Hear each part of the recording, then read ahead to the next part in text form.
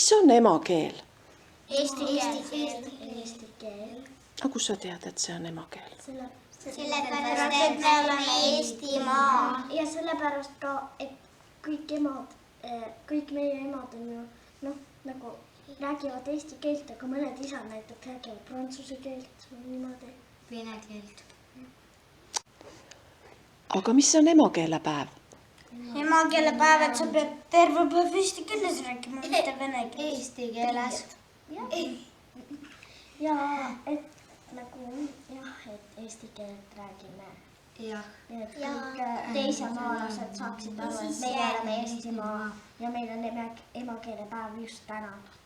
Huvitav, kas vanasti oli eesti keel samasugune nagu täna või kõlas see teisiti?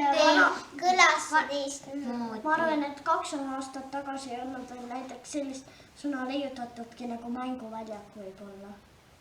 Missugune on sinu emakeelepäev? Olnud nagu täna või?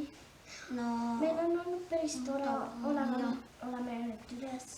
Minule on emakeelepäev nagu täitsa tavaline päev. Jah, mul on ka. Mul on ka täiesti tavaline päev. Meie tegime lasteaias, kirjutasime. Mis sinu meelest tähendab emamaa ja isamaa? Et isamaa on nagu... Isamaa on nagu see maa, kus laulatakse hümni ja ollakse toredaid asju. Ja emamaa on seal. Ja emamaa on see, kus räägitakse siis nagu eesti keelt. Ja siis tehakse siis igasugu toredaid asju niimoodi. Mu isamaa, mu õnn ja rõõm, kui kaunis oled sa, ei leia mina leialdel see suur laia lõma peal, mis mul ja armas olen.